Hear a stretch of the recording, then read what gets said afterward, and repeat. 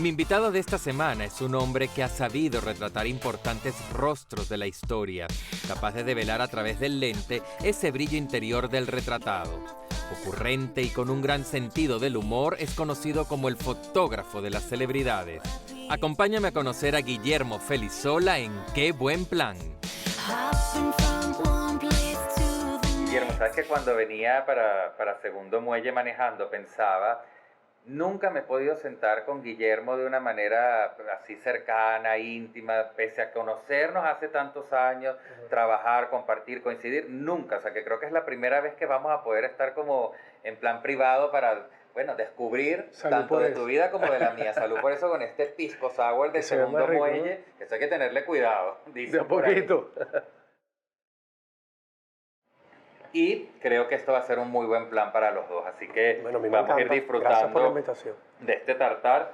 Y arrancamos, bueno, contando un poquito, yendo para atrás, ¿no? Esa parte, naces en Valle de la Pascua, Guárico. El estado Guárico es, pudiéramos decir, como la puerta central a los llanos, a nuestros famosos llanos venezolanos. Es el corazón de Venezuela. El corazón, ¿verdad? El centro. Sí, sí, tal cual. Exactamente, es la mitad en el mapa para quienes nos ubiquen. Eres el segundo de 4 hermanos. Tercero. El tercero, sí. Okay, el tercero de 4 hermanos. Está José Nicolás, está Ramón, está Julio y está Guillermo. Ah, pero mire, si se la hijo, sí, claro, por supuesto. 4 varones. 4 varones. Que crecieron en el llano. Hijos de llanero. Hijos de llanero, exacto. Del señor Nicolás, de la señora Gladys. Ajá. ¿Qué recuerdos tienes de esa época pequeñito, de la infancia, del niño Guillermo en la hacienda? Además, si mal no recuerdo, La Manga, ¿no? Se llamaba la... La Manga era la de mi tío, la de nosotros, la Ensenada. Ah, la Ensenada. Entonces la Ensenada, que también tenemos allí historia. Sí, la Victoria, también finca familiar, que fue la primera. Bueno, de hecho, mi familia vivió en la finca hasta que me engendran a mí. Ok. Porque, bueno, mi mamá resulta que con el tema de los animales y tal, tiene toxoplasmosis y el médico le dice que se tiene que ir a Valle de la Pascua, que era la ciudad más cercana. Ella dice, bueno, tú nos quitaste la vida feliz de finca, pero fue otra etapa, ¿no? Yo lo viví los fines de semana en la finca, para mí era natural, yo nunca entendía después de los viernes otro plan que no fuese estar con mi papá en la finca. ¿Y estabas ahí también con tus hermanos? Todos juntos, sí.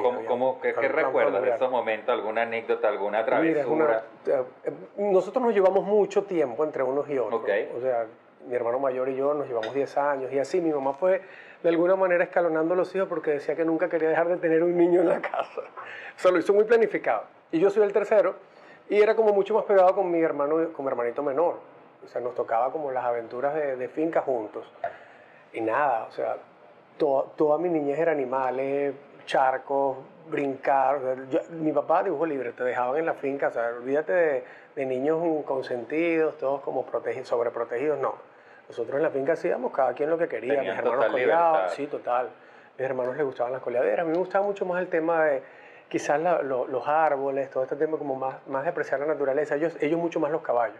Ok, ellos tenían más esa parte. Tú ya empezás a tener como pequeños flashes, pequeñas luces de lo que posteriormente sería la carrera de Guillermo Felizola en el mundo de la fotografía, de la moda, del arte, y pensándolo, de esa estética, sí, ¿no? Pensándolo así, era muy analítico de todo lo que pasaba en la naturaleza. Que además, por lo general, el llano además es un paisaje muy hermoso que tiene demasiadas paletas de colores, demasiadas luces, ¿no? Además, de acuerdo a la temporada, el llano es totalmente distinto, en verano, en invierno, o sea, esto es otro paisaje. Fíjate, África en verano, por ejemplo. Claro, exactamente. Hablamos de la familia, pero y en todos estos programas uno termina descubriendo la importancia de las figuras de los abuelos en la vida de todos nosotros. Sí. Y en tu caso de tus abuelas, y sobre todo de tu abuela materna, que sí. Tengo entendido que además también habían como unas historias muy simpáticas los domingos después de regresar de misa, todos en familia, que armaba pues unos grandes almuerzos. Ajá. Cuando digo grandes, porque me contaron que ahí habían más de 16 personas por lo general, sí. Todos compartiendo.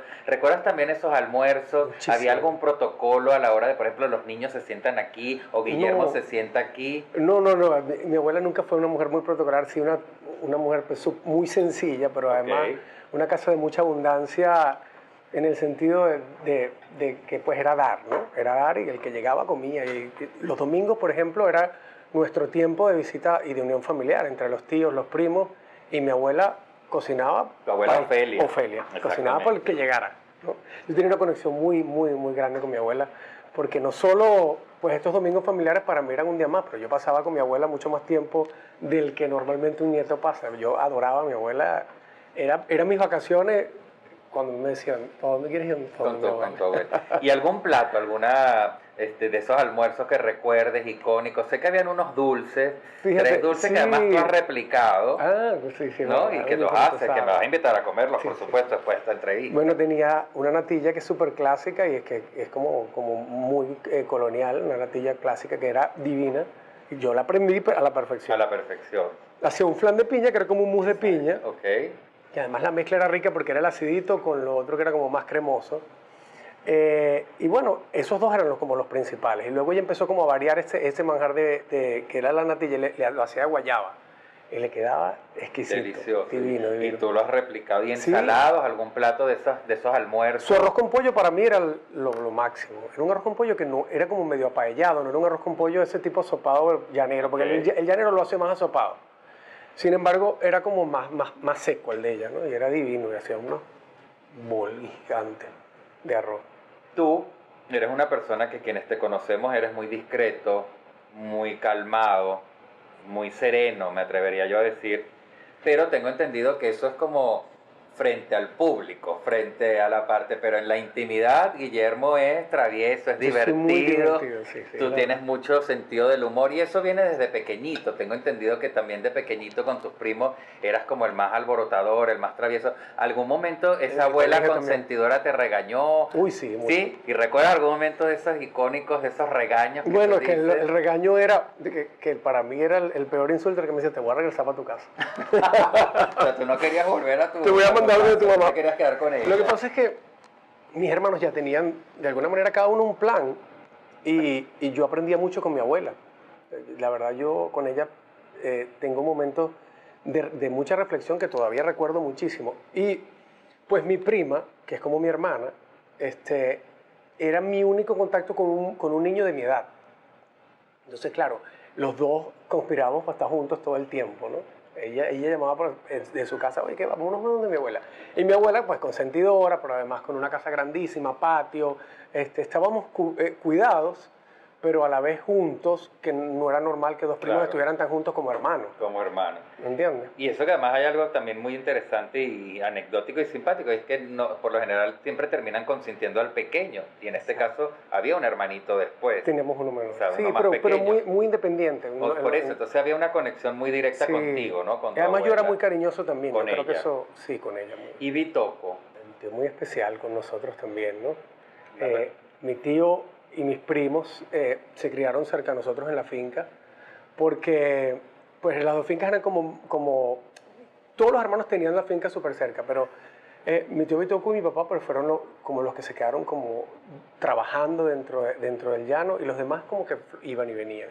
Ok, que era con la familia más directa. Más cercana. Bueno, vamos a seguir disfrutando este delicioso tartar de atún y aguacate aquí en Segundo Muelle, y ya me vas a seguir contando un poco más de todas esas aventuras en esas fincas y en esos llanos venezolanos.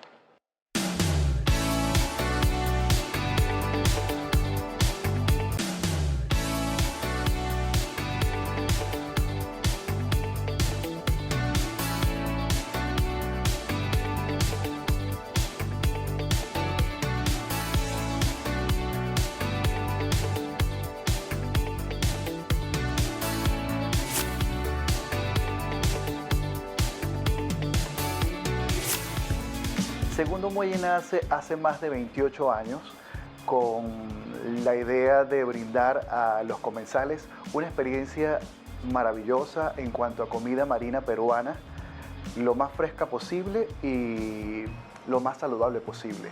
Segundo Muelle como franquicia tiene presencia en Lima, Perú, en Ecuador, en Panamá, en España, en Portugal y ahora en Venezuela. Desde noviembre de 2022 abrimos en Caracas, Venezuela.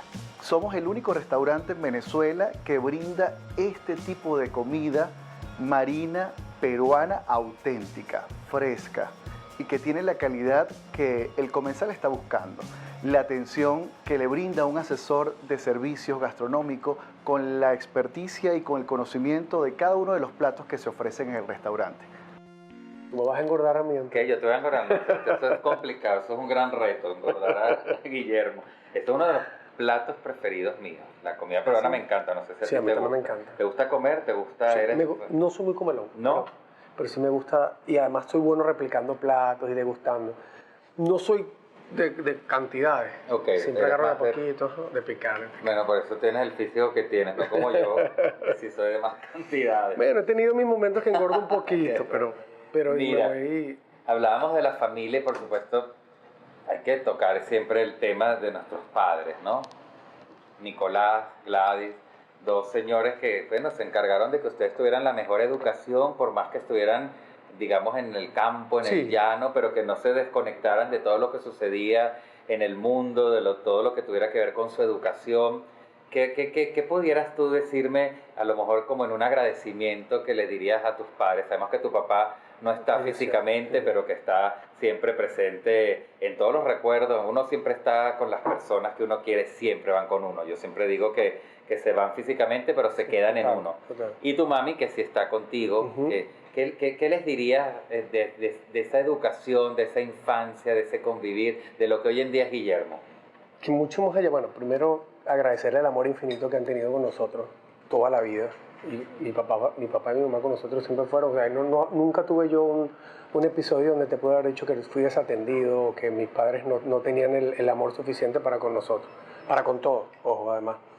Pero sí le agradezco muchísimo la apertura que tuvieron para decirnos que mucho más allá de lo didáctico o de lo académico, había un mundo de oportunidades para cada uno de nosotros, ¿no? Y muchísimas veces no estaba ligado a lo convencional, y eso para mí me abrió muchísimo la mente de que podía hacer lo que quería, lo que quisiera con mi vida. Siempre lo tuve claro. ¿No te pusieron limitaciones? No, para nada. Todo lo contrario, te dijeron, de hecho, tienes estas alas para volar como tú quieras. Mi hermano era fotógrafo cuando ya yo estaba adolescente. Mi hermano me compró la primera cámara porque a mí me encantaba el tema también de la imagen, y todo vinculado un poco también a que mi hermano era role model, pues me llevaba 10 años y a mí me encantaba lo que él hacía dentro de su trabajo. Pero el apoyo siempre estuvo, o sea, nunca es, mira, estudia esto. De hecho, yo creo que fui yo quien dio el mal paso de estudiar en algún momento administración pensando que era algo como mucho más formal, ¿qué tal? Y mi papá y mi mamá siempre como que tuvieron la duda de que por ahí no iban los tiros porque veían las actitudes. Y sabían que no era lo que sabía que no era por ahí, y a los 3 meses le dije no. Entonces me mudé a estudiar artes en la central. Tú sabes que conversando con una amiga que tenemos en común, María Ángel Ruiz, me dijo, no puedes dejar de preguntarle y de comentar y de que además te recree los cuentos del Socorro. Y yo quiero que tú me cuentes y que nos cuentes a toda la audiencia de qué va eso, pero además vamos a pensar que nadie lo va a ver, para que seas ese Guille. Pues mira lo que pasa. Humor divertido. Mira, todo el mundo me pregunta por los cuentos del Socorro, porque es que les explico un poco. Valle de la Pascua y el Socorro son pueblos muy cercanos, pero el pueblo más cercano a mi finca es el Socorro. Entonces, claro, todas las personas que trabajaban en la finca eran del Socorro, por eso es que me dicen los cuentos del Socorro. Porque yo siempre le digo, yo a Mariana le digo mana, ¿no? Pero mana por ese término como llanero que uno se dice manito y tal. Entonces, claro, el tema del Socorro es hablar como habla la gente del Socorro. ¿Y cómo habla? Bueno, es un tema como rápido, no sé qué te puedo decir ahorita, ya va. Si me tuvieras que decir qué tal te ha parecido esta causa. Ya te voy a decir, por ejemplo, un término Naiden, no, por aquí no hay Naiden. En vez de nadie. Exacto. Okay. Mira, y hay alguien por ahí, Naiden, manito, ¿entiendes? O sea, ese tipo de términos que son llaneros total. De hecho, uno va para allá y uno, mira, ya se me puso el llanero. Uno va para allá y uno se le sale llanero. Es inevitable, es un cantadito y hay una cosa ahí que uno todo el tiempo tiene recurrente y yo no paro, yo grabara, tú grabas a la muchacha que limpia allá o al muchacho que nos ayuda, los grabas media hora y te mueres de la risa por las ocurrencias seguidas. Y tú llegas y te empiezas no, yo me empapo de inmediato. En el acto y ellos me les saco todo. ¿Qué crees tú que hizo ese quiebre? ¿Entre el llanero y el hombre de ciudad? Sí, que hizo que tomaras esa decisión, pero porque nunca viste el llano de esa forma. Tú sabes que para mí nunca fue una opción quedarme allá. No porque no me gustara. siento que si en algún momento hubiese regresado con otra visión de cómo manejar el llano, porque ese tema del llanero que por lo general tiene, y yo no sé si es sabiduría, pero la verdad, la sensación de que el ambiente te atrapa, ¿no? Yo creo que hubiese sido un poquito más progresista y de repente no me hubiese ido bien, pero era la idea, ¿no? Yo decía, regreso aquí, bueno, regreso con tecnología, Sin embargo, mi papá tampoco me opaba que yo regresara. O sea, no por un tema, él le encantaba, y le hubiese encantado que sus cuatro hijos trabajaran en la finca, pero era un tema de que buscara otros caminos. Claro, había ¿no? una sensibilidad en ti que estaba ahí. Y que de alguna manera también, lo que él decía es que eso estaba seguro allí. O sea, él ya no te va a esperar el día que tú quieras. Vive, haz, busca, encuentra lo que tú quieras, a ver qué es lo que te gusta. Y en esa búsqueda me di cuenta que no era para tener una vida rural, no me gustaba la vida rural. Tampoco soy un tipo tan de ciudad. Okay, o sea, es como un intermedio, sí, tienes allí una mezcla. Sí, pero siempre tengo la añoranza del campo, de la playa, de lo rural. O sea, el monte me encanta. Yo voy al cerro y me desconecto, pero no me desconecto por un tema solo de ejercicio, sino que el verde para mí es algo esencial. Te permite generar esas pausas. No, yo creo que hay una conexión, me imagino que de niñez. Y también el practicar otra vez la observación, veo los pájaros, entiendo de los pájaros, tengo un libro de pájaros, tengo un libro de mariposas, me encanta, soy muy curioso con el tema de la naturaleza y sé cuáles son los árboles, o sea, tengo diccionario en mi cabeza de muchas. Bueno, fíjate, estamos descubriendo un Guillermo que no conocíamos. ¿Qué tal te cae la causa limeña? Está bien.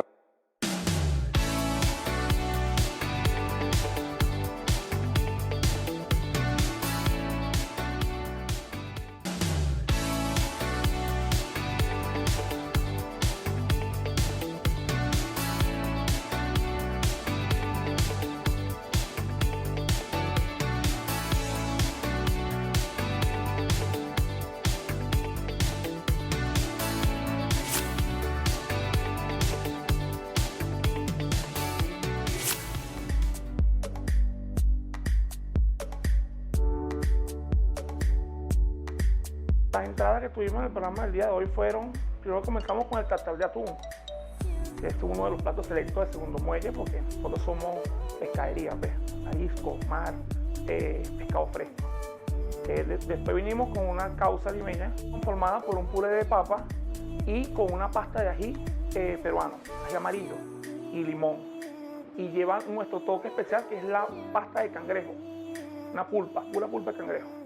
Bueno, vamos a degustar estos tres tipos de ceviche. Niño. Tenía tiempo que no comía tanto. ¿Qué? ¿Nunca comía? Tenía tiempo que no. Mira, hace unos minutos me hablabas de tu hermano Nicolás. Sí. Y de la influencia que ejerció en ti. Hablábamos de ese momento cuando todavía estaban en la hacienda. Él te lleva 10 años. Evidentemente, él arrancó mucho antes que tú en el mundo de la fotografía, de la moda. Pero podemos decir que fue como el que te empujó, el que te dio como ese pie. ¿Tú sabes qué pasa? Que aunque hay un mundo que tú sientes que es muy lejano a ti, si alguien de tu familia te lo acerca, lo sientes como tuyo.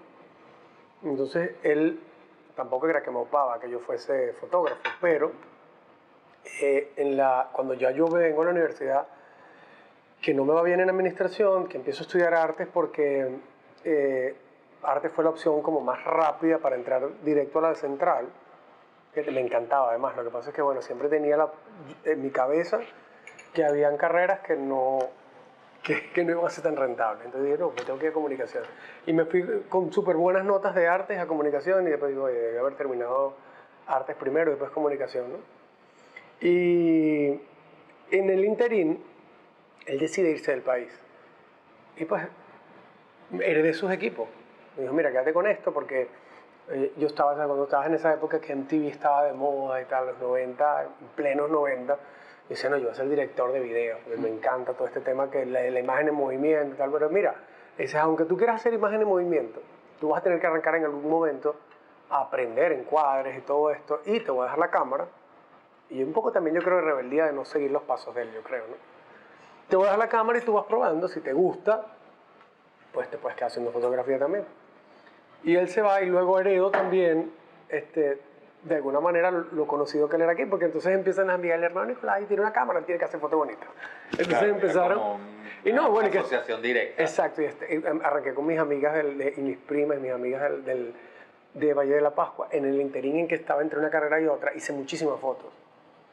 Y se convirtió como en un reto. Dije, oye, pero esto no está saliendo tan bonito como yo pensaba, porque yo estéticamente siempre tuve como muy claras las cosas, siempre, desde niño. O sea, tenía como una visión que técnicamente quizás no la acompañaba la manera en que yo ejecutaba la luz o el encuadre o tal, pero sí, claro, lo tenía. O sea, yo veía una revista y decía, esto está muy bien, esto lo quiero hacer, pero no lo sabía hacer. Claro, pero hay un momento yo creo que es importantísimo, como un quiebre junto a tu hermano, y es que a los 10 años te lleva que lo acompañes a una editorial, a una sesión fotográfica con Bárbara Palacios, Miss Universo 1986, Miss Venezuela 1986, una gran modelo, y tú ahí como que de repente descubres que hay algo en ti que puede llamar, porque es ese primer contacto con las celebridades, porque antes a lo mejor tenías esa óptica del paisaje, del entorno, del ambiente, pero aquí era ya una figura. Sí, ese episodio sí pudo haber influido en... Lo que pasa es que después se volvió como medio habitual.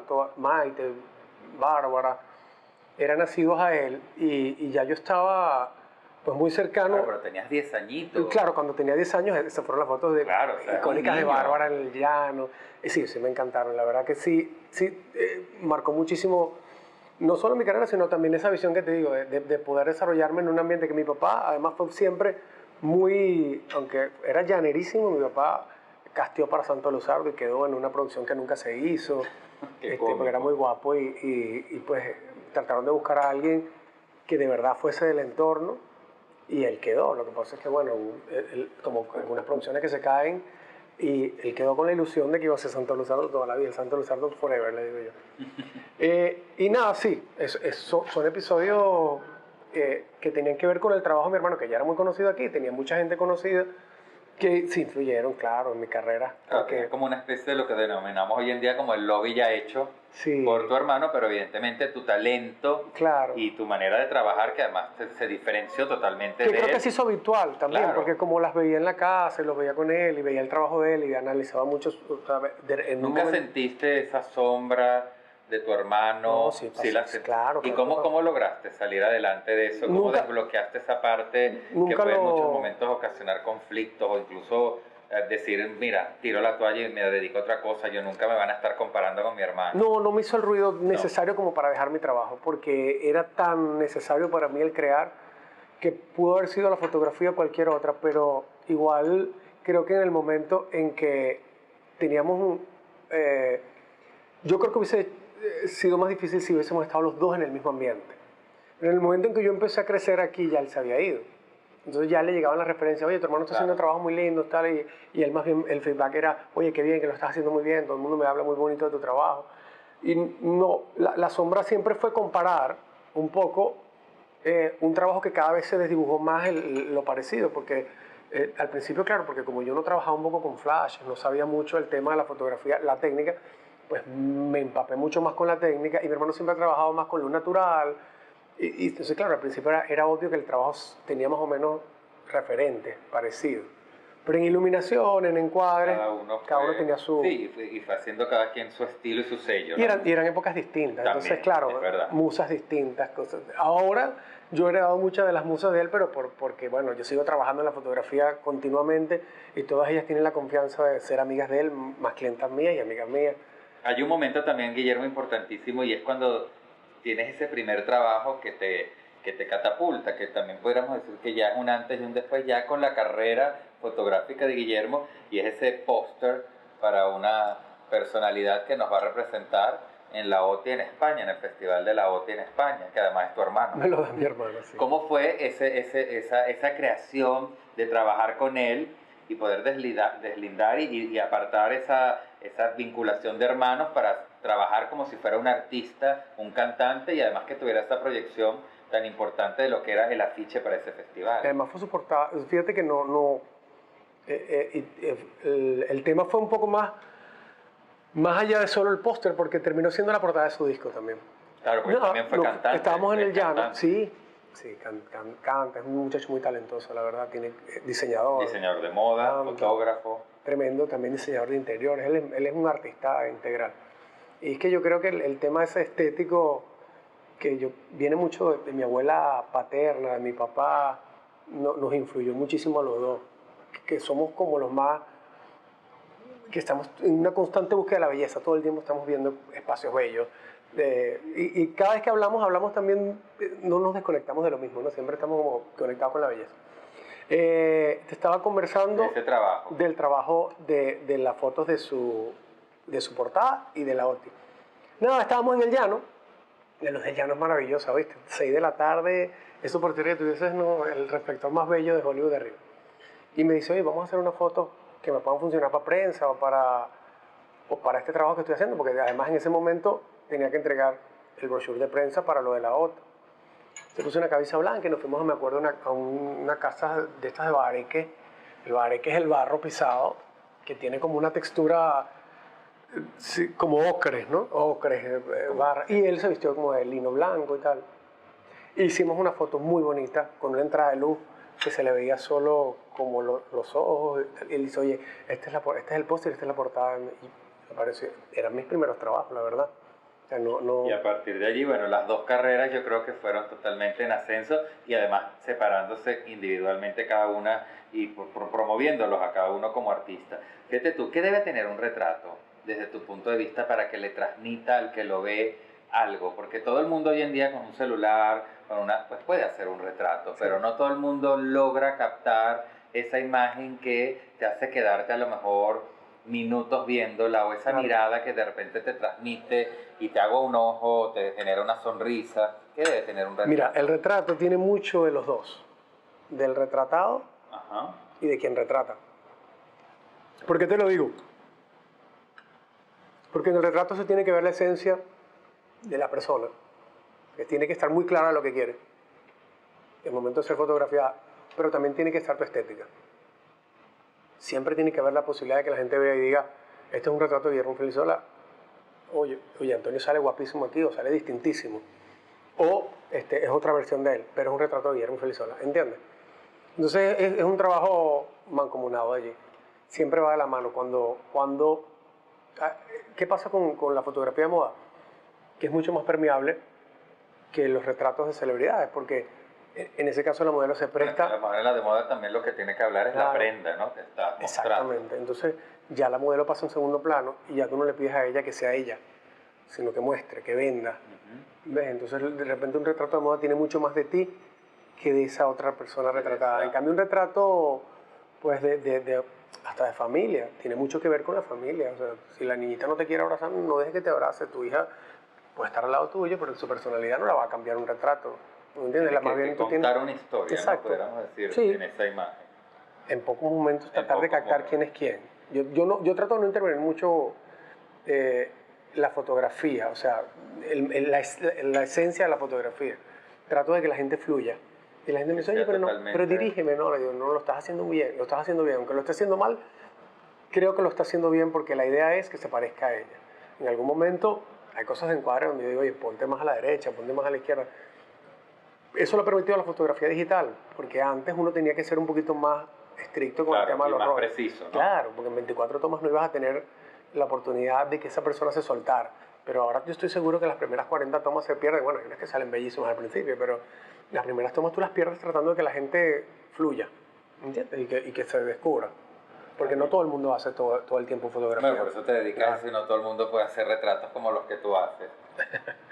No, y hay un tema también de confianza. O sea, cuando tú tienes a alguien allí que le están dando la oportunidad de que fluya, la confianza crece entre... Y luego por eso es que repite mucha gente. Dice, oye, es que me siento cómodo aquí. Claro. Porque yo digo, oye, mira, no estuviste quizás tan bien como en otras sesiones, pero ahí salvamos fotos bellas. Sin la presión de que, no, pero no te muevas, hacerlo ahora. Esa rigidez. Bueno, vamos entonces a seguir nosotros compartiendo de estos 3 tipos de ceviche y descubriendo un poquito más de ti, Guillermo.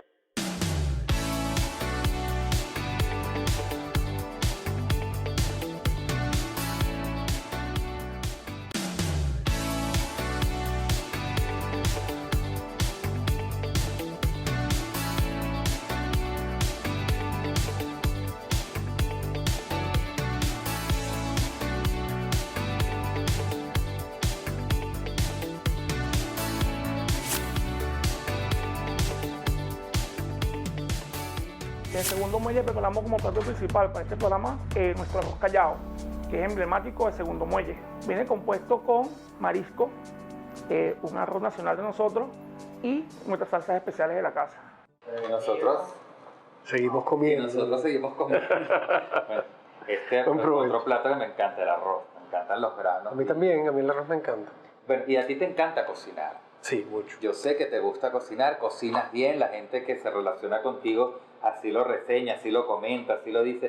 De hecho, fue tanto que tuviste un restaurante. Sí, ¿Hasta dónde fue esa injerencia que tuviste que tener en el restaurante? ¿Hasta dónde controlaste todo lo que sucedía en un restaurante? Porque además tenías esa parte del amante, de la gastronomía, del que cocina bien, pero luego por el otro lado tenías la estética, que Sí. era importante. sí, pero me di cuenta que no era tan naif la cosa como pensaba, ¿no? Ujú. Hay un trabajo detrás que no tiene nada que ver con que sepas cocinar y que te guste la comida. El trabajo de restauración es muy complicado.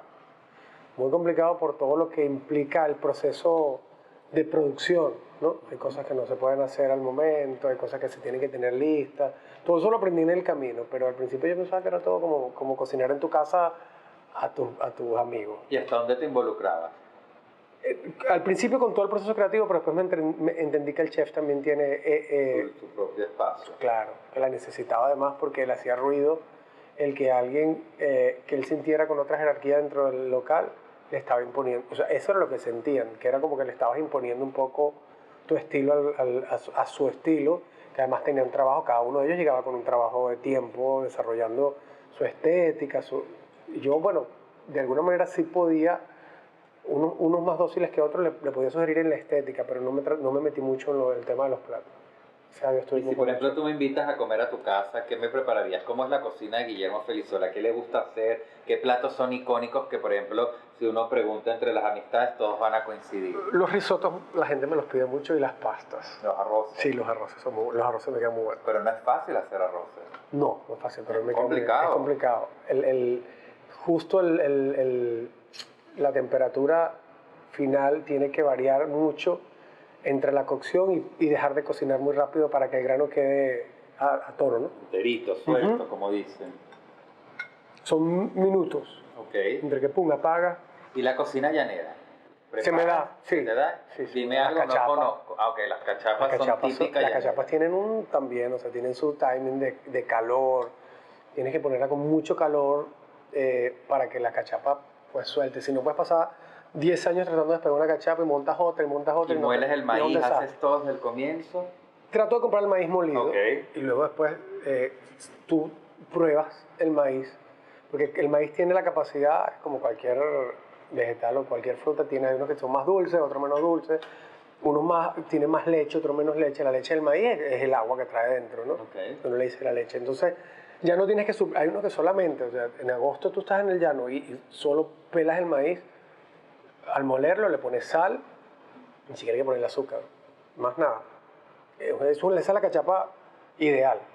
Fíjate, algo que también no todo el mundo conoce de Guillermo es que eres un recolector de antigüedades Sí, me encanta. y que conviertes algo que de repente para otra persona puede ser totalmente inservible o que ya hay que botar a la basura, y tú lo recuperas y lo transformas en algo tan valioso que te llaman como un poco el mago de Sí. esta área. ¿De dónde viene esa parte? Mi Siempre papá. también lo tuviste. Ah, sí, desde pequeñito también tu papá. Mi papá era un gran coleccionista de antigüedades, mi mamá también amaba las Pero antigüedades. una cosa es coleccionar la antigüedad y otra cosa es de No. repente recuperarla y darle como una segunda vida. Eso es de familia también, porque mi papá y un tío, hermano de mi papá, que es mi tío César también, era como... Mi papá era como mucho más formal, le encantaban las antigüedades como que ya estuviesen listas, arregladas y tal. Y mi tío pues era como más ecléctico en ese sentido, mezclaba. Entonces yo tenía como las dos versiones. Y sí, eso de darle una segunda vida me encanta porque todo lo que tú ves de repente botado en un espacio y la gente no lo visualiza, tiene una historia. Eso me encanta, porque además se convierte en parte de tu historia. Mira, esa mi silla la recogí. De hecho, todas las sillas de mi estudio son recicladas. Todas las que uso para fotografía han sido recogidas de basura, todas. O sea, al final, si te das cuenta, todas tus habilidades expuestas en diferentes carreras se complementan una con Sí, la otra, la ¿no? Porque verdad al que sí. final todo tiene que ver con la estética, Con la estética. con la belleza, con la visual, con el color, con las texturas. De hecho, tu última exposición también te aparta un poco de todo lo que es Fotografía. la celebridad y el retrato y te conectas más con esa parte que para muchas personas puede ser un simple bloque de concreto, como se llama tu colección, pero que tú ves muchas cosas que hay allí y nos las muestras al espectador, al que asiste, y nos haces descubrir y poder a partir de allí observar de otra manera pues esas estructuras arquitectónicas que están en nuestras ciudades. Sí, la solidez del concreto me dio a mí la oportunidad de tener un lienzo en blanco para sumarle y adicionar color y forma, que además fue un ejercicio que salió en pandemia, porque yo tenía este fondo de concreto para fotos, porque siempre me encantó el contraste que hacía en las pieles el concreto, y lo imprimí, o sea, hice fotografía de un muro de contención y lo plasmé en un lienzo. Y luego yo veía el lienzo cuando quedaba solo y decía, oye, esto tiene otro, no sé, me encantaba como, yo lo hubiese tenido en un loft grandísimo, solo, sin nada. Y sobre ese lienzo, cuando arrancó la pandemia, empecé a jugar en Illustrator con capas. Ya yo había tenido una primera etapa que había hecho ese lienzo, lo había convertido en un óculo y le había hecho líneas, pero para mí. Recuerdo. Para mí. Y ese mismo trabajo lo vendí a amigos. Nunca le vi la formalidad de que iba a ser como un artista plástico y tal, sino que era como un extra de mi fotografía, porque además siempre, las veces que he tratado de hacer cosas que son piezas como más artísticas, tienen que ver con fotografía. O sea, siempre la base es fotos. O es un mar, o es un... O sea, siempre tengo como la base de la fotografía. Y este concreto, arranqué a hacer, creo que tenía como 60, 70 cuadros distintos, entre adiciones de colores distintas. Empecé a jugar con paletas y iba guardando en carpetas distintas. Y cuando iba a terminó la pandemia, Robert, que es el director del Museo Cruz Diez, que estudió conmigo Artes en la Central, me dice, oye, ¿por qué no ve mi Instagram de GF Studio Art, que es el Instagram que tengo yo donde monto los cuadros? Qué bonito lo que estás haciendo, que se parece tanto a estos trabajos geométricos de los 60 o de los 70. ¿Por qué no te preparas algo que funcione para el Cruz 10? Que hay una sala que se va a desocupar y yo creo que tú pudieras aplicar. Si tú me mandas la pieza. Dio esa oportunidad. Claro, ya tenía los cuadros listos, claro, porque si no, posiblemente lo hubiese descartado, porque arrancaba a trabajar. Yo le digo, oye, Robert, si te voy a tomar la palabra, voy a mandar, mandé para que la curadora viera el trabajo y le encantó. Y me dijo, bueno, de estos 60, estos 30. Imprimí. Y ahí salió concreto. Y salió en concreto. No, tú definitivamente eres una cajita de sorpresa que hemos ido descubriendo. Prueba para que veas que tanto que te gusta. Ya me gusta, los ya lo vi. arroces, bueno, este arroz típico peruano me encantó. Es delicioso.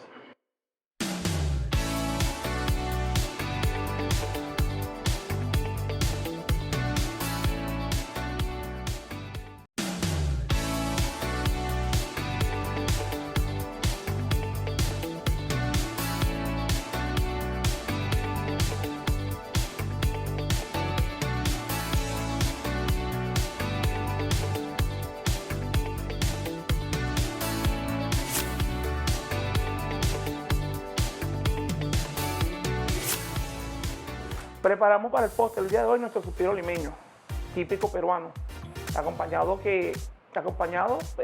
base de un merengue de clara de huevo, que es el merengue suizo típico, con vino porto. Llegó el momento más dulce y el más complicado, ¿no? El más complicado para quemar. Porque hay que comer como poquito para... Pero bueno, después de todo lo que hemos comido hoy, no vamos a dejar de probar este postre. Mira, vamos a jugar un poquito. También para romper un poquito tanta historia, tantas anécdotas. Quiero que, de acuerdo a la persona o al nombre que te voy a dar, me lo lleves un poco al mundo de la gastronomía, me lo lleves a un plato, a un sabor, que de repente te parezca a esa persona. Vamos a arrancar con alguien internacional que seguramente ha sido un referente en toda tu trayectoria, en tu carrera, como es Annie Leibovitz. Si yo te digo Annie Leibovitz, ¿a qué te recuerda ella gastronómicamente? Puede ser una bebida. Sí, puede ser lo que tú quieras, lo que te parezca. Un vino. ¿Por qué? No sé, pero me parece que es una...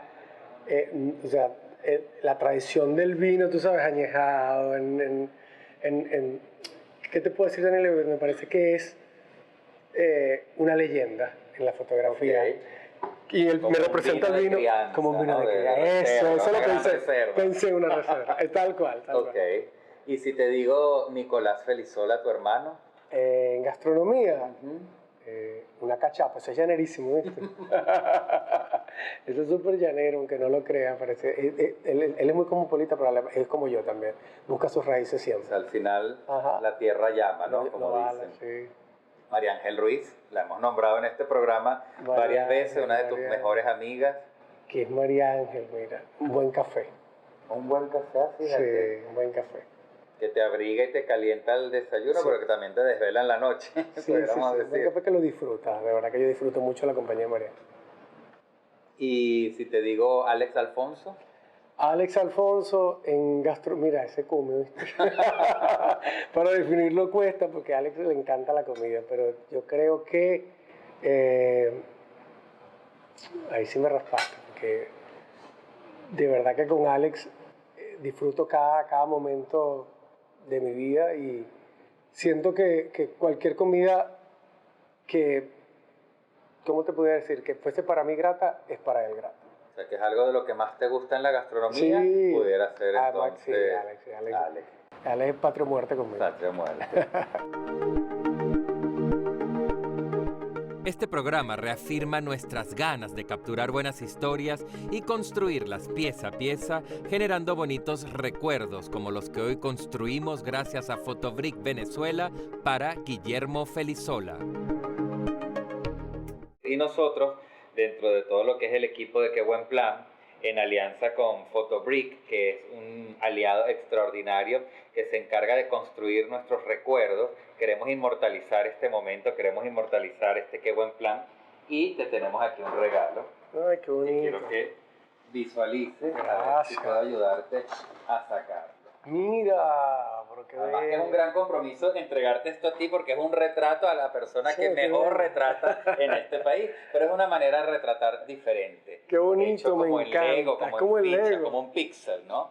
Además, esta foto es muy icónica, es la de mi Instagram. Así me es. encanta.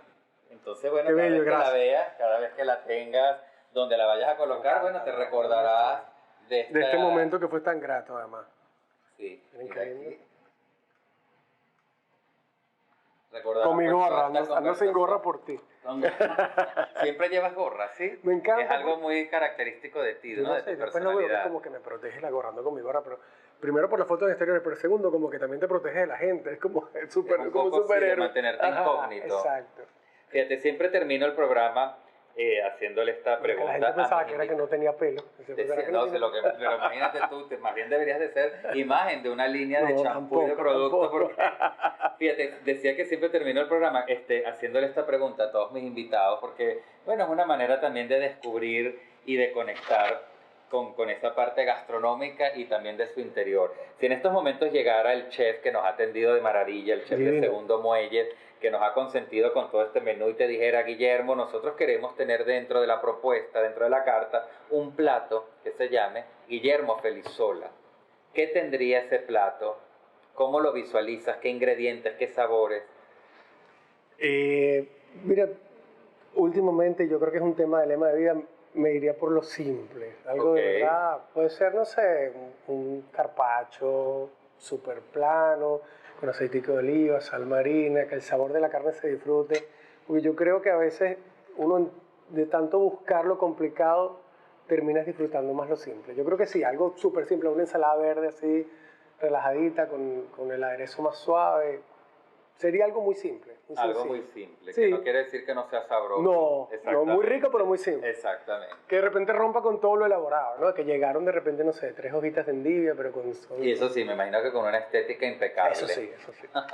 Guillermo, ha sido un placer tenerte en Qué Buen Plan, conocer un poquito más de esa vida que a lo mejor has tenido un poquito más resguardada, pero que hoy has podido Sí, compartir sí, con toda me nuestra sorprendieron. audiencia y que además retrata perfectamente lo que eres tú, un amante de la estética, un amante de lo bonito, pero además como bien cerrabas ahora el programa con esa simpleza que tiene la vida, porque en los pequeños detalles Sí, están las claro. grandes diferencias. Así que muchísimas gracias por habernos acompañado y por ser ese amigo que uno siempre quiere en la vida. Y seguimos disfrutando este suspiro limeño, Que está creo que es divino. un gran pecado. De aquí para el gimnasio. De aquí al gimnasio, ayuno intermitente. Conocer más a fondo a Guillermo me generó mucha tranquilidad, armonía y paz, porque él es un ser absolutamente sereno y calmado en todo lo que hace. Es amante de la naturaleza humana, de sus virtudes y sus defectos. Por eso, en sus retratos, logra captar la esencia de sus modelos. Los contratiempos y situaciones difíciles que le ha puesto la vida lo enseñaron a observar y a tomar decisiones con mucha calma y determinación. Es colaborador y siempre está dispuesto a tenderte una mano si lo necesitas. Excelente hermano, gran amigo y un profesional que ha hecho de la fotografía su forma de expresión. Gracias, Guillermo, por reafirmarme que todos los procesos llevan su tiempo y que la discreción es un estilo de vida.